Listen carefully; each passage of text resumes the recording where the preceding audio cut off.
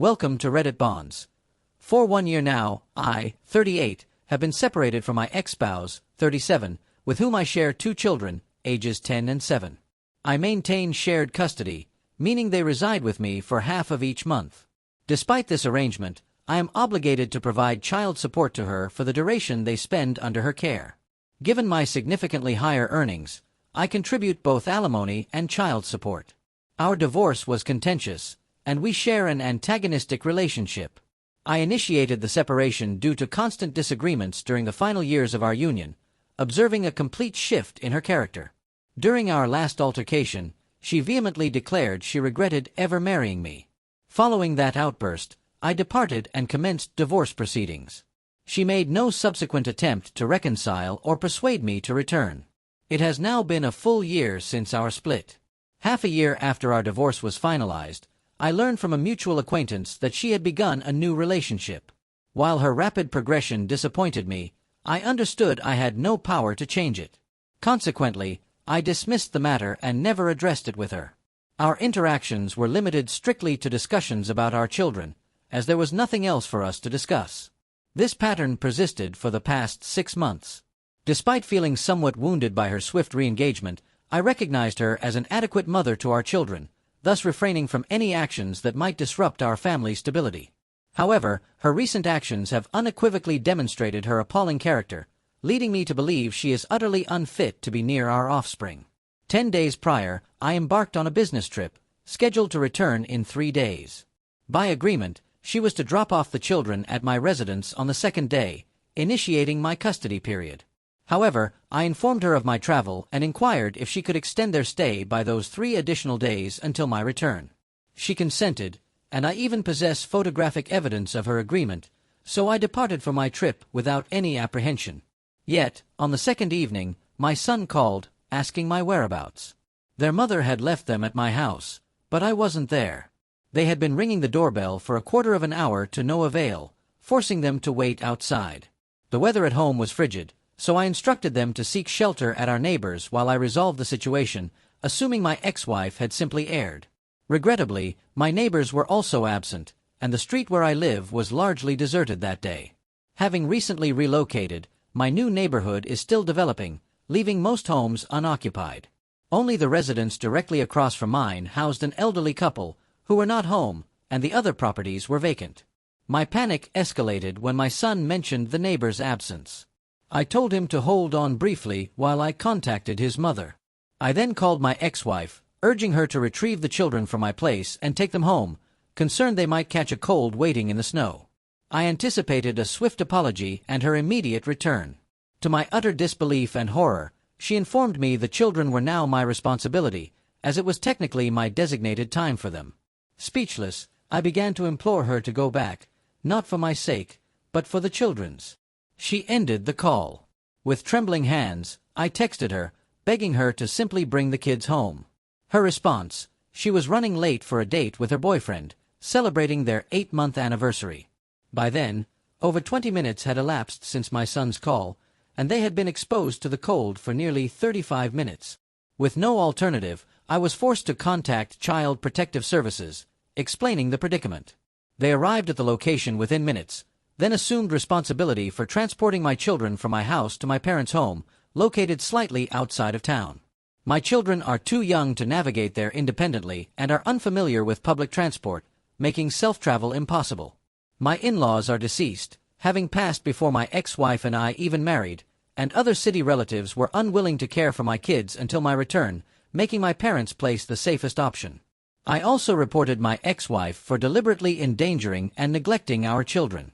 By the time law enforcement found them, they were huddled on my doorstep, using my younger son's blanket for warmth. I felt immense despair upon hearing their condition, but found relief once they were safely with my parents. My ex-wife was arrested for negligence within hours of my report. I retired that day feeling profoundly vindicated, knowing my children were secure and that my ex-wife would face consequences upon my return. I had already contacted my lawyer immediately after being assured of my children's well-being, and we planned to file for full custody the moment I returned. This would, at minimum, end all child support payments, and I eagerly anticipated teaching her a lesson. She and I did not communicate for the subsequent days, but I knew she faced only a misdemeanor charge. Our silence continued until my return. Upon returning home from my journey, I first visited my children, and we engaged in a comprehensive discussion about the recent events. I expressed my apologies for my inability to be physically present for them and assured them such a situation would not recur, as I intended to seek full custody, guaranteeing their perpetual presence with me. My older child displayed an unsettling degree of relief and joy upon hearing this, which made me uneasy. I had always operated under the assumption that my ex-wife, though flawed in many aspects, was not an inadequate mother, as she consistently appeared attentive to the children's needs during our marriage and even post-divorce. The children had never provided me with cause for concern regarding their life with their mother. However, when I inquired about his evident happiness at no longer having to live with his mother, my son began to falter, disclosing that his mother had prohibited him from discussing such matters with me. That revelation unsettled me, so I pressed further. Eventually, he recounted the long-standing difficulties he and his brother had endured at their mother's residence. She had become extremely rigid and stern, suddenly denying them any sweets or processed snacks during their half-month stays.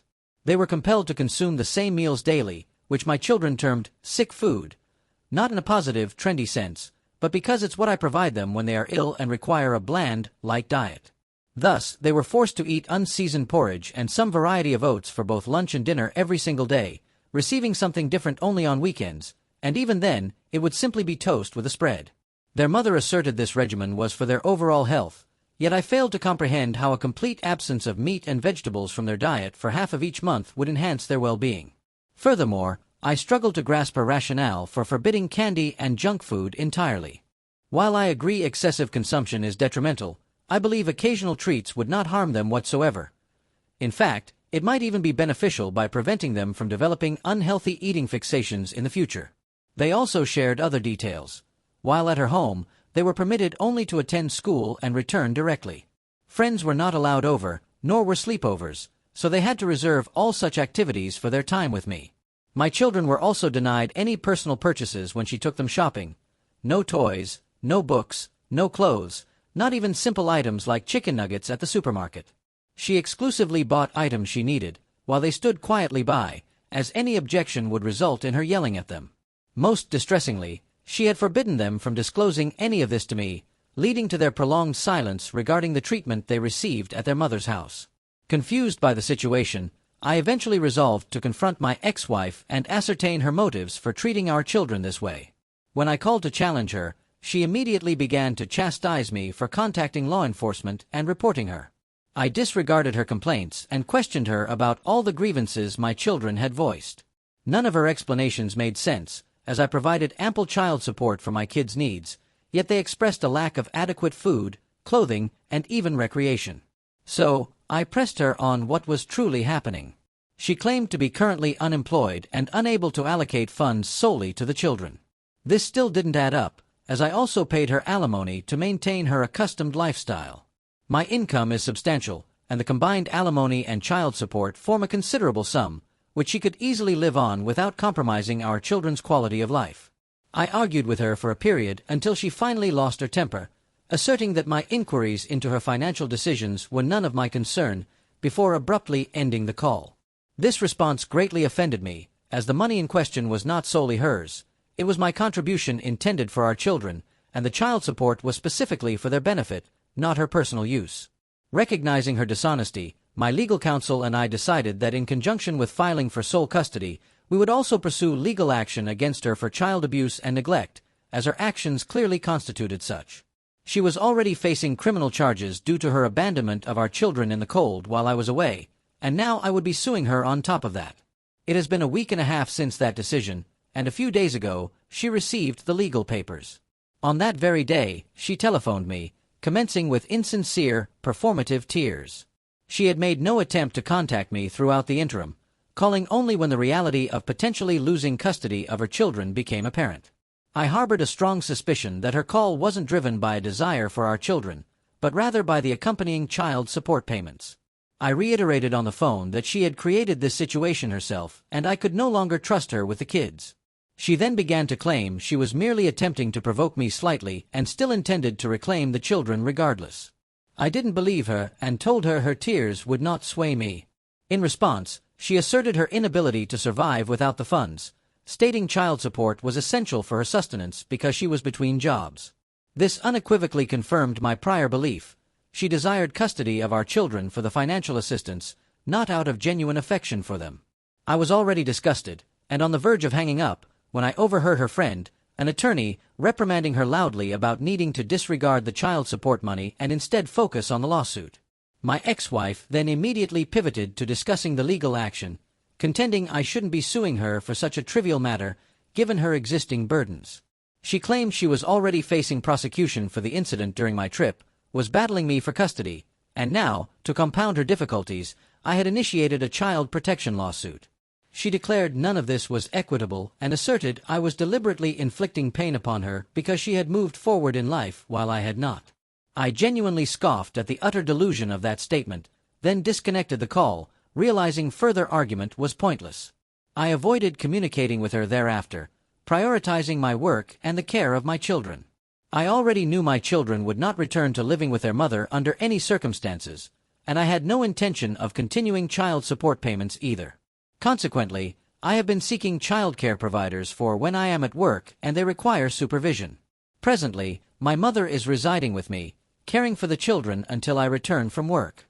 Yesterday, I received a call from my mother while at work, urging me to come home immediately because my ex-wife was at the door, refusing to depart without speaking to me. I couldn't simply return home as I was mid-workday and had a meeting scheduled, so I instructed my mother to put her on the phone. I spoke to her, warning that if she persisted in her irrational, erratic behavior, I would be compelled to seek a restraining order against her, further worsening her predicament. She didn't address that threat, instead immediately lamenting how I was intentionally ruining her life. She insisted I display some empathy, at the very least, and withdraw the lawsuit, as she was struggling immensely to cope mentally with everything concurrently. The impending charges, the custody case due to commence in a couple of days, and then, on top of that, the lawsuit also scheduled for this week. I have already informed my colleagues and superior that I will need to take regular breaks for the court proceedings I am now involved in, and they are agreeable, provided my work performance doesn't suffer excessively. However, my ex-wife claims that since she is between jobs, she cannot afford to dedicate so much time and money to legal representation or attending meetings. But I asserted that this was not my concern. I echoed her own words to me from when I called her after she had left our children at my place, that this was now her problem, not mine. I admit I said that purely out of animosity, but I genuinely believe it primarily stemmed from her treatment of me and the children since the divorce, and I could not simply overlook it every single time. She received monthly alimony payments alongside child support, yet despite this, she deprived my children of a healthy home environment and intimidated them into silence about it. I believe I have acted entirely justly in both suing her and seeking full custody, as she demonstrated selfishness, dishonesty, and a failure as a mother. Therefore, my rudeness towards her should have been the least of her worries. Yet, she immediately began to weep uncontrollably on the call, declaring I was being cruel to her. She asserted it was already distressing enough that she would lose custody of her children, believing she had no chance given the circumstances. But to further compound her misery, I was going the extra mile to sue her as well, claiming it was unjust. I've been plagued by significant guilt about it, despite telling her during our call that nothing could be reversed now. Was I wrong for pursuing legal action against my ex-wife for neglecting our children, even though she was already facing charges and a custody battle? Update 1. Hello, everyone. 2 days have passed since my last post, and thanks to your collective input and my parents' reassurance, I've concluded there's no reason for me to feel guilty. I am now certain that the funds I'd been allocating for the children's welfare were not being utilized for them in the slightest. Instead, she was spending it all on herself. She and I do not maintain contact on social media, nor do I regularly interact with our mutual friends due to my professional commitments. However, after sharing my story here and discussing it with my parents, I decided to consult a few of my friends. I reasoned that if there was any way to ascertain her true financial state, it would be through them. My children had informed me, mere hours after my post, that she was typically at home most days, but on weekends, she would be absent for hours, leaving them with neighbors. Some evenings, she even arranged for a relative to babysit, returning only in the morning. I suspect the longer I wait, the more my children will reveal. I'm confident she instructed them against discussing any of this with me, which explains their prolonged silence and continued attempt to keep it private even now. Therefore, sensing something amiss, I finally chose to set aside my personal ethics for a period, as I absolutely had to investigate. I had previously avoided this, believing that post-divorce, she was entitled to her privacy and personal space away from me. Yet, that proved to be a significant error on my part. Had I not unfollowed her social media profiles, I would have been able to stay informed about her activities. I discreetly accessed her accounts through a friend's profile and discovered her social media was overflowing with images of her partying at nightclubs, indulging in drinks, taking beach excursions, and enjoying romantic getaways with her boyfriend at upscale hotels. Her feed resembled that of a social media influencer, and I was shocked. Based on her claims, I had assumed she was struggling financially and with her bills, but this lifestyle was nowhere evident on her social media or in her daily life. My friends explained they hadn't mentioned this to me because they felt it wasn't their place to comment, and I don't blame them, as I believe I had somewhat distanced myself from my old friends after the divorce. My ex-wife and I had been together since college, and all our mutual friends originated from that period. Consequently, hearing from them would invariably remind me of her, which led me to push everyone away, a strategy that clearly backfired. Nevertheless, I am reconnecting with them now. I now understand that her entire narrative was a fabrication, and she simply sought more and more money from me.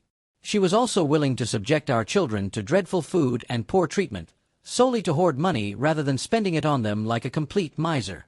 I no longer feel even a trace of guilt, because she entirely deserves every misfortune currently befalling her. She is an abominable individual, and I will no longer allow myself to feel sympathy for her, especially after what I just discovered. Update 2. Greetings everyone. My sincere thanks for all the feedback on the post and the recent information. I'm truly grateful.